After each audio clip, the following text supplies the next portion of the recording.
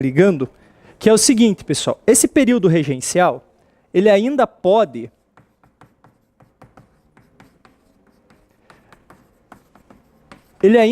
ser dividido, além dessa primeira divisão que a gente tem, 1831 a 1840, a gente ainda pode dividir ele em outros dois períodos. A gente pode dizer que de 1831 até 1837, a gente tem um chamado avanço liberal. Podemos dizer avanço liberal um pouco mais exaltado. Então, qual que é a ideia básica aí nesse momento? Era descentralizar o poder. Então, de 1831 até 1837, a gente tem um período, então, de descentralização. Isso quer dizer o quê? Todas as leis que vão ser aprovadas nesse momento, entre 1831 até 1837, elas têm a característica de tirar o poder lá do Rio de Janeiro e dar poder para quem? Para as províncias. Então, várias leis vão ser aprovadas nesse momento que têm essa característica. Como, por exemplo, a gente tem lá, em 1832, isso é bem importante aqui, a aprovação do chamado Código do Processo Criminal. Então, o Código de Processo Criminal, ele vai ter a característica de descentralizar a justiça. Então, tirar a justiça, a organização da justiça apenas lá do centro do império, da onde partiam as ordens. E trazer o funcionamento da justiça para onde? Para as províncias. Então, fazer com que no Paraná existisse um tribunal, um grupo de pessoas que tivessem trabalhando aí com a questão da justiça. Então, qual que é a principal característica aí? Descentralização da justiça. Então, é a principal característica aí desse Código de Processo Criminal. O que mais que a gente pode falar aí que é importante? Nesse momento, a gente vai ter a manutenção, a colocação aí dos chamados juízes de paz. Então, o juiz de paz vai ser uma pessoa responsável na província por gerir os conflitos entre os diferentes indivíduos. Então, quem escolhia o juiz de paz? Lembra da figura lá dos grandes proprietários. Então, os grandes proprietários de terra, aqueles indivíduos que tinham mais capital, escolhiam o chamado juiz de paz. Outra questão que é importante, que não existia até então, e que isso é uma coisa que a gente pode destacar, é a questão do habeas corpus. Já ouviram falar? Habeas corpus. O que é o habeas corpus, pessoal? É um instrumento jurídico que garante que um indivíduo que ainda não foi julgado pela justiça e que não oferece risco à sociedade e que foi acusado de um crime, né, mas que ainda não se tem todo o processo concluído, não se tem o julgamento dele concluído, então garante que esse indivíduo possa ficar em liberdade. Então, qual que é o critério para que ele fique em liberdade? Se a gente pensar lá, ele não pode ter sido julgado, né, ele foi acusado, mas ele não foi julgado. Ele não oferece risco para a sociedade, então, nesse sentido, ele tem direito ao quê? A esperar o final do processo dele em liberdade. Isso se chama habeas corpus. Então, 1832, quando que isso passou a existir no Brasil? Com o Código de Processo Criminal. É uma questãozinha aí que, às vezes, né, nesse momento que que fala-se muito de habeas corpus na TV, né? Ah, não sei quem entrou com processo de habeas corpus. Alguém que quer entrar com processo de habeas corpus preventivo. Antes de ser acusado, o cara já quer ter um papel que fale que, né, ele está livre antes de ser preso. Hoje tem isso na justiça, né? O cara nem está preso, ele já quer o habeas corpus preventivo. Então, o que seria o habeas corpus? É esse instrumento jurídico. Passou a existir com o Código de Processo Criminal aí, no Brasil. Outra questão que a gente pode destacar, pessoal, desse momento do avanço liberal, foi uma mudança que foi feita na Constituição do Brasil. E essa mudança, então, ela foi chamada de ato adicional. Esse ato adicional, ele foi aprovado em 1834. O que o ato adicional de 1834 vai prever? O ato adicional de 1834, ele vai ter a seguinte característica: tirar as decisões legislativas lá do Rio de Janeiro e trazer essas decisões para as províncias. Então, ele vai garantir, por exemplo, que você tenha uma Assembleia Provincial.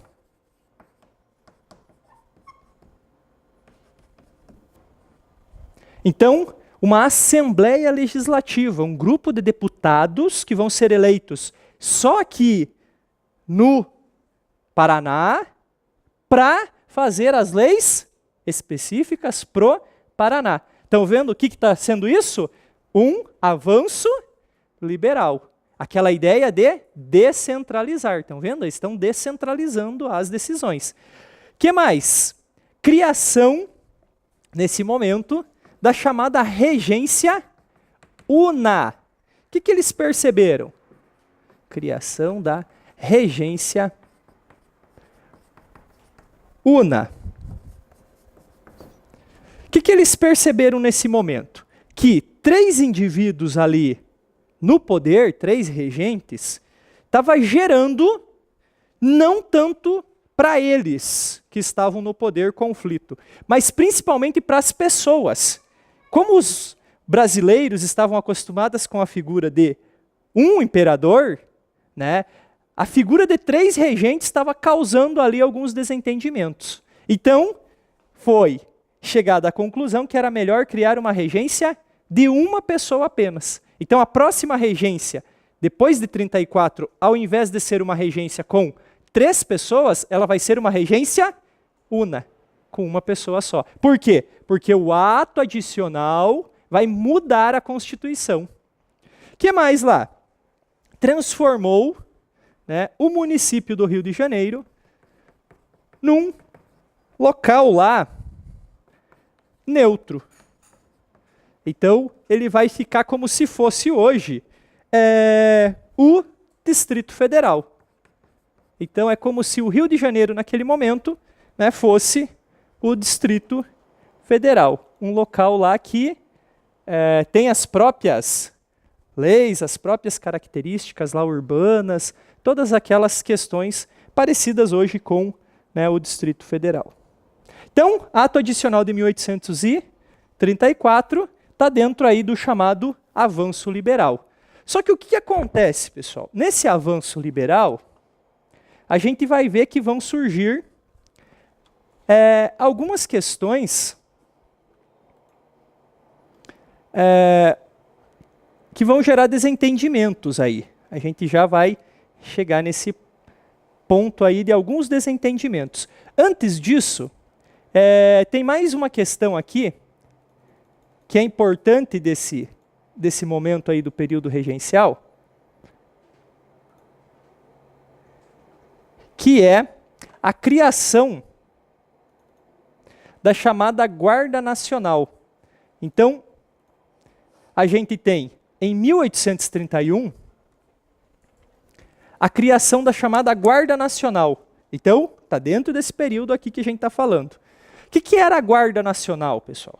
A Guarda Nacional vai ser uma milícia armada criada por iniciativa do ministro da Justiça, que se chamava Padre Diogo Feijó.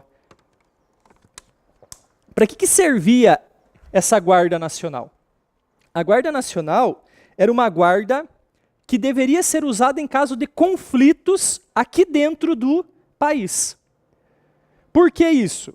Porque vocês sabem que o exército, a característica do exército é atuar em guerras com povos inimigos, vamos dizer, com outros povos. E não você ficar usando o exército contra a tua própria situação, a tua própria população. Então, em 1831, o ministro da Justiça vai criar a chamada Guarda Nacional. Como que funcionava? Um coronel, quem era um coronel? Um grande proprietário de terras. Ele comprava um título, né? Então, o grande proprietário de terras comprava o título de coronel. E a partir desse momento, ele poderia, né, recrutar pessoas. Ou seja, chamar pessoas para fazer parte dessa milícia, desse grupo. E esse grupo garantia o quê? A lei. Então vamos pensar aqui, região aqui de Ponta Grossa. Então, o indivíduo aqui, né, a gente está em Palmeira, mas toda a região estava subordinada a um indivíduo só. Então, ele comprava o título e o que ele fazia? Ele arregimentava pessoas. E essas pessoas eram armadas, né, então saíam com armas lá, e elas iam fazer o quê? Fazer cumprir a lei. Quem passa a ter muito poder, além de poder financeiro, vai ser então o coronel. Então pensa lá, o cara, além de ter poder financeiro, dele ser um grande proprietário de terra, ele também vai ter o poder militar.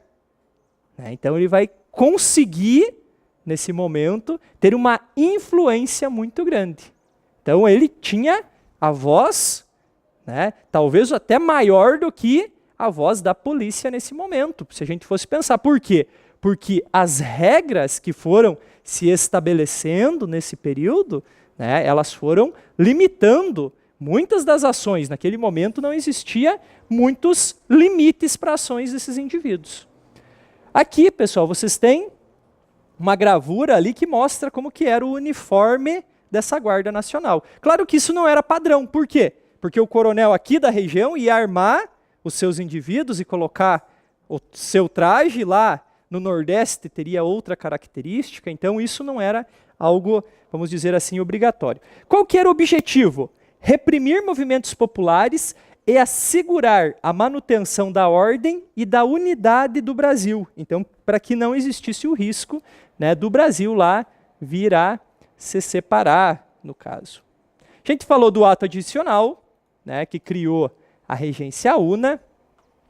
E aí, pessoal, em 1834, com o final da Regência Trina, vai ser eleito, então, a primeira Regência Una. E quem foi eleito nesse momento? O cara que era o ministro da Justiça. Pensa lá, ó. O que ele fez? Código, né, 1832, Código do Processo Criminal. 1831 ele já tinha feito a criação da Guarda Nacional. Então ele tinha muitas ações. E ele foi eleito como o primeiro regente aí do Brasil. Ele vai governar então até 1837. Durante esse período, pessoal, da regência do padre Diogo Antônio Feijó, vão ter muitas revoltas no Brasil. Muitas revoltas. Então, vários locais aí vão se revoltar, né, com vários motivos diferentes. Então, aqui a gente tem no mapa as localizações das principais revoltas que existiram nesse período regencial. Inclusive, esse período regencial, ele é visto como o período em que existiu o risco do Brasil se fragmentar, do Brasil se dividir em vários países diferentes. Então, vamos lá. Quais foram essas revoltas que aconteceram aí? Primeira delas, em 1835, foi a revolta dos malês. Então, o que quer dizer malês, pessoal? Malê quer dizer negro que segue a religião muçulmana. Então, os malês, eles estavam principalmente lá na Bahia, na cidade de Salvador.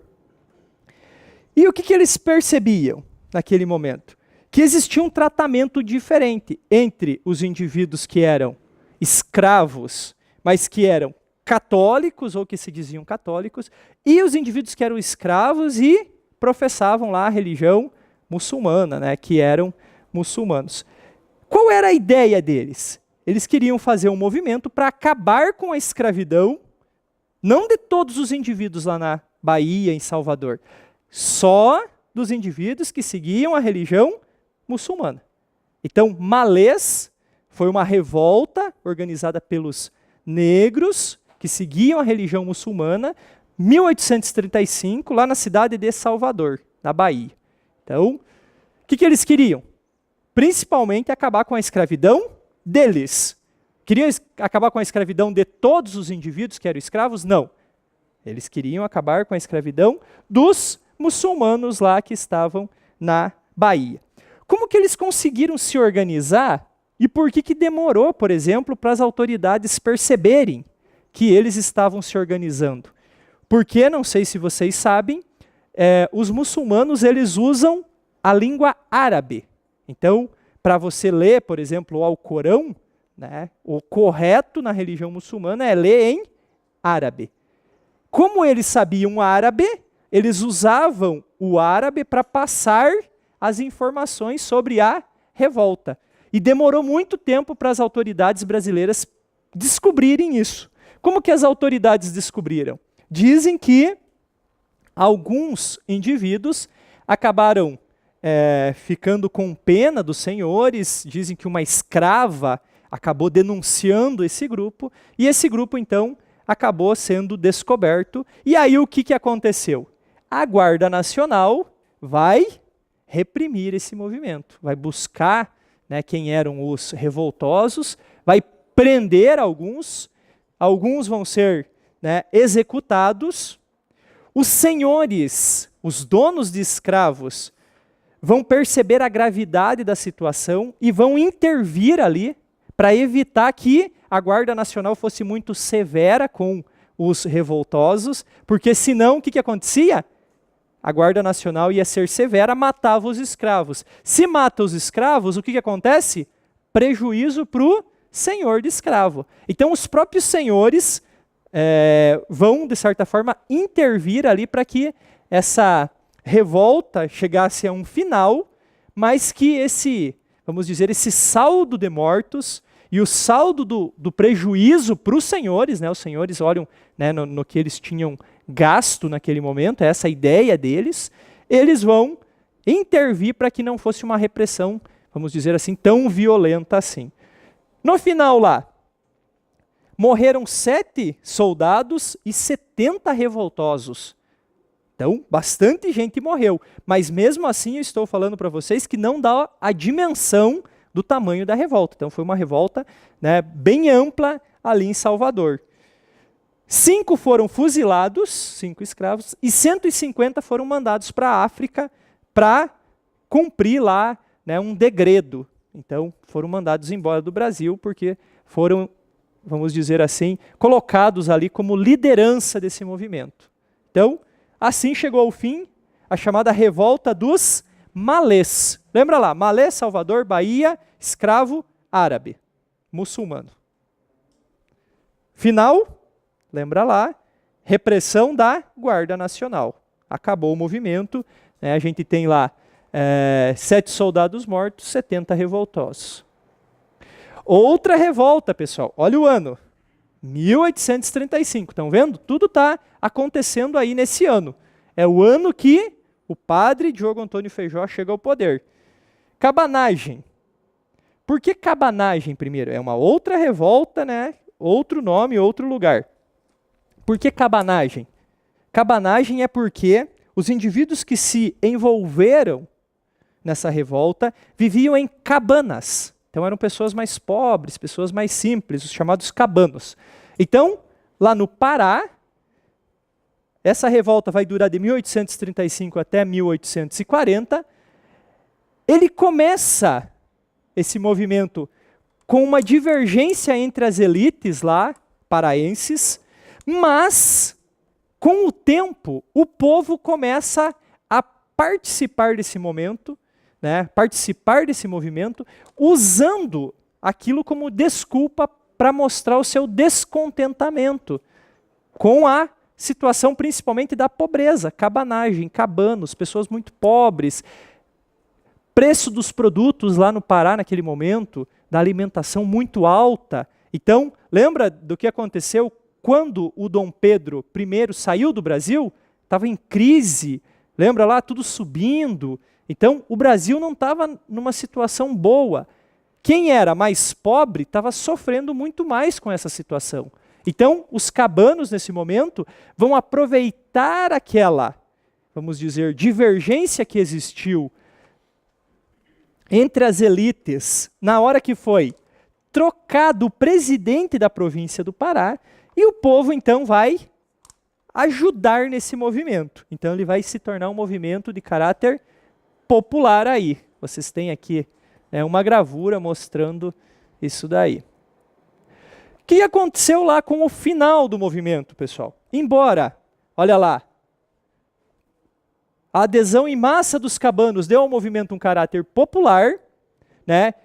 Mesmo sendo a mais destacada revolta popular da nossa história, muitas pessoas se envolveram, né, nessa revolta, mas mesmo assim, qual é a ação do governo? O governo vai mandar quem? Quem aqui fazia frente a esses movimentos? A Guarda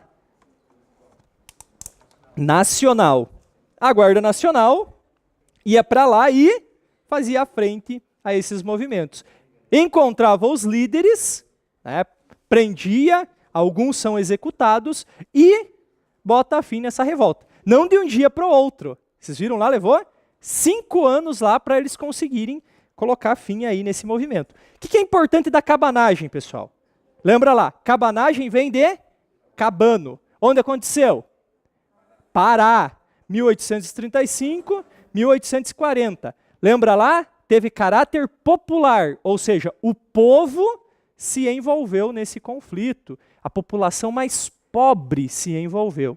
Final, Guarda Nacional reprime esse movimento, né? Prende os líderes principais, executa alguns, e aí esse movimento, então, chega ao fim. Outra revolta, pessoal. Olha o ano lá de novo. 1835. Brasil tá... Estão vendo o risco que eu falei para vocês? 1835 aí, né, parece que tudo estava acontecendo. Outra revolta. Essa daqui no sul do país. Então aqui, Rio Grande do Sul e Santa Catarina. O que aconteceu, pessoal? Nesse momento aí, os gaúchos, eles tinham como principal produto o charque. Conhecem charque? Então, aquela carne salgada lá. Então, o principal produto era o charque. Só que o charque dos gaúchos sofria uma taxação muito alta. Eles tinham que pagar muito imposto. E o charque do Uruguai entrava no Brasil com impostos muito baixos. O que os gaúchos se revoltaram, então? Contra a taxação do charque.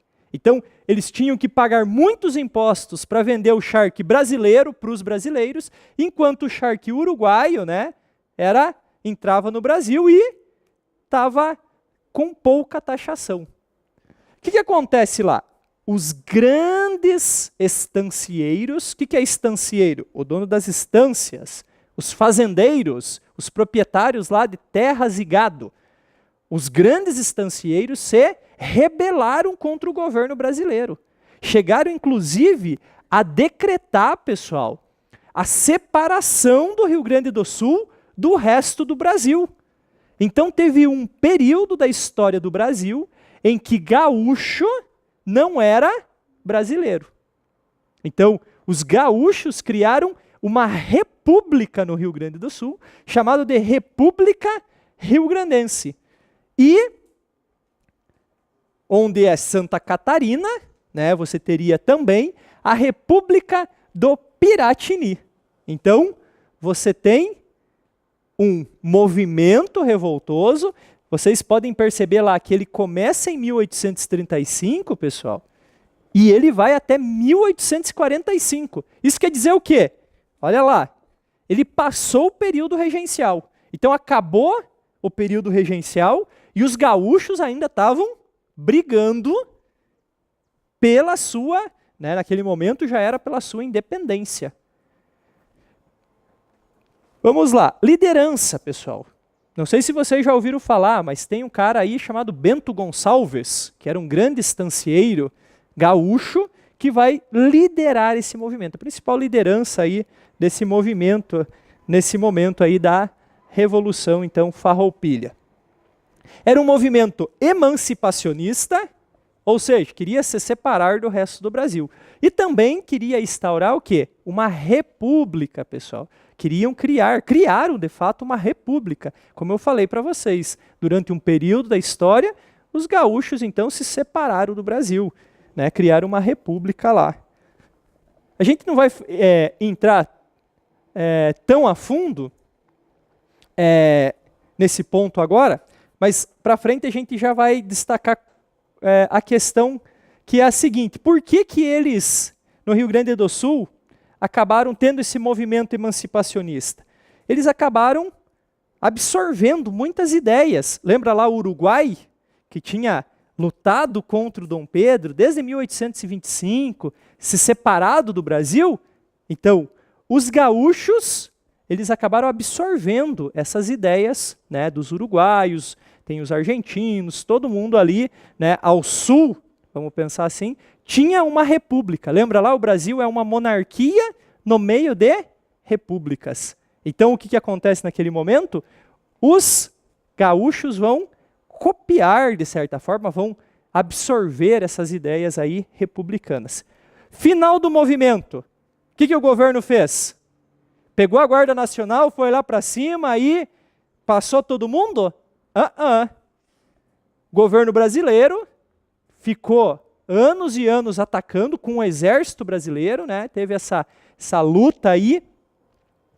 E no final, pessoal, o Dom Pedro II já tinha chegado ao poder em 1845, e para acabar com essa revolta, o que ele fez? Ele tirou a taxação do charque gaúcho. Lembra que os caras pediram no começo? Diminuição dos impostos. E outra coisa que eles conseguiram foi incorporar todos os revoltosos que faziam parte do exército da República Rio-Grandense, foram incorporados ao exército brasileiro, sem sofrer nenhuma punição. Então, se a gente pensar num movimento que foi, de certa forma, chegou a ter, a concluir positivamente as suas ideias, a gente pode destacar aí o movimento dos Farroupilhas lá do Rio Grande do Sul. Vários anos aí, até que em 1845, então, essa revolta chega ao fim e eles são incorporados ao exército brasileiro. Outra revolta, pessoal. De novo lá na Bahia. Só que essa já em 1837. Esse movimento um pouco diferente lá, porque já vai ter uma característica de grupos urbanos. Então, se chamou Sabinada.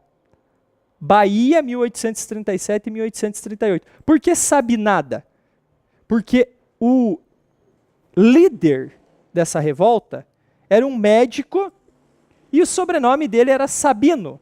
Então, por causa disso, Sabinada. Aconteceu lá na Bahia. E essa revolta aí, como eu falei para vocês, ela já tem qual característica? De ser de grupos médios urbanos. Era Francisco Sabino o nome do médico lá. O que aconteceu, pessoal, com essa revolta? Essa sim,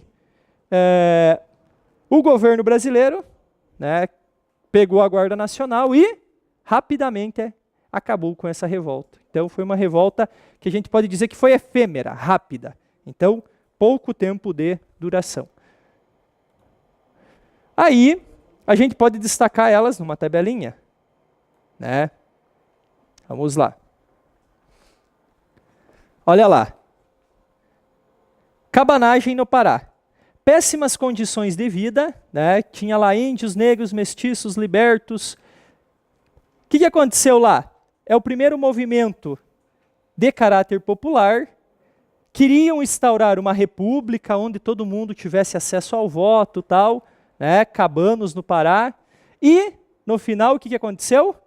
O governo foi lá e acabou com aquele movimento, reprimiu. Outro movimento, Revolução Farroupilha, Rio Grande do Sul. Por que aconteceu? Aumento do preço do charque.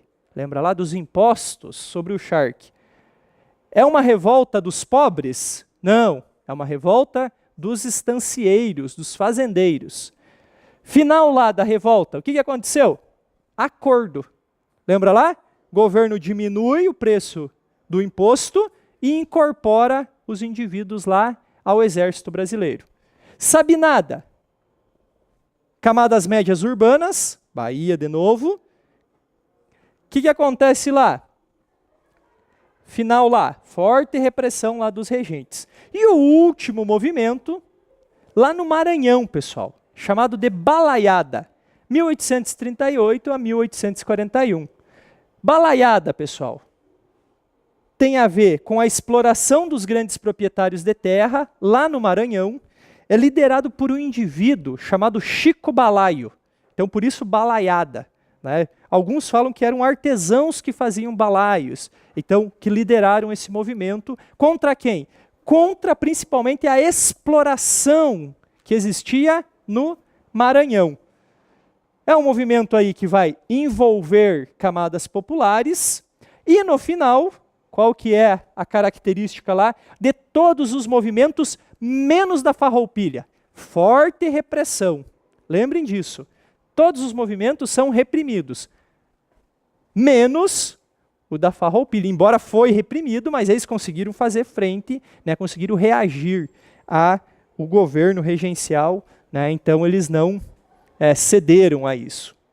E aí, pessoal, o que vocês estão percebendo? O que está acontecendo no Brasil? A gente tem vários movimentos que estão acontecendo aí e que, de certa forma, colocam em risco a unidade do Brasil. Né? Estão colocando em risco o Brasil enquanto um país inteiro, único, né? Todo coeso. O que aconteceu? Em 1837, eles acharam a seguinte ideia. Lembra que eu falei que as revoltas começam quando o padre Feijó chega ao poder? O que eles pensaram em 37? É só trocar. Se o padre Feijó não está dando conta, o que a gente faz? A gente coloca outro regente. Então, forçar o padre Feijó, ele vai renunciar em 37 e vão colocar lá no seu lugar, né, o adversário político aí do padre Feijó, que era o Pedro de Araújo Lima. Então, o Pedro de Araújo Lima vai assumir a regência, né, como regente uno, em 1837. E qual que era a proposta do Pedro de Araújo Lima? Acabar com todas as revoltas que existiam naquele momento no Brasil. Então, qual era a ideia do Pedro Araújo Lima? Como que você acaba com as revoltas? Ele vai falar assim, olha, o problema do Brasil foi que o Brasil deu muita autonomia para as províncias. Lembra lá? O avanço liberal. O que tem que fazer agora? Tem que tirar o que foi feito. Então a gente tem um período aí, pessoal, que vai de 37 a 40, que é chamado então de regresso conservador. Então é o período de 37 a 40, né, ele vai ser chamado de regresso conservador. O que isso quer dizer? Que as leis, pessoal, de 1831 até 1837 tinha a característica de descentralizar. A característica das leis de 1837 a 1840 tinha a característica de centralizar o poder. Aonde que manda o poder? Lá, né, para o Rio de Janeiro, para que lá fosse decidido. Então a gente pode ter a questão do regresso conservador. O que isso quer dizer, pessoal? O que significaria conservador? Conservador no sentido do indivíduo que queria manter o poder coeso, lá no Rio de Janeiro. Né? Nesse sentido aí que a gente pode destacar aí esse termo. Quem vai governar? O Pedro de Araújo Lima. Ele vai conseguir resolver os problemas do Brasil? O que vocês viram lá, pessoal? Não existiu mais revolta a partir de 37 e 38? Continuaram existindo. Vocês viram lá? Se a gente pegar a tabelinha das revoltas de novo, a gente vai ver que não resolveu a situação. Ó, 35 revolta, 35 revolta, 35 outra revolta. Mas se a gente olhar aqui, na Bahia, explodiu uma revolta lá entre 37 e 38. Então, o regresso conservador, ele não resolveu a situação aí, né, do Brasil nesse momento. Olha lá, Maranhão, outra revolta. Qual foi a saída, então, que foi encontrada para isso nesse momento? Se trocar o regente não está resolvendo, o que tem que fazer? Achar uma outra solução. O que pensaram naquele momento? Outro regente? Não. A saída é o quê? Antecipar a maioridade do Dom Pedro II. Então, o Dom Pedro II, naquele momento, estava com 14 para 15 anos de idade. Pensaram assim, olha, não estamos dando conta de resolver essas revoltas no Brasil. Qual seria a possibilidade de solução? Antecipar a maioridade. E é isso que foi feito. Em 23 de julho de 1840, chegou-se ao consenso ali entre os indivíduos que estavam no parlamento brasileiro e os poderosos ali que estavam no poder, né, que detinham o poder, poderosos que estavam no poder é boa, né? Mas os indivíduos que, de certa forma, tinham influência política, os grandes proprietários de terra, né, todos aqueles indivíduos que foram eleitos, eles chegaram no consenso que a saída para o Brasil era o quê?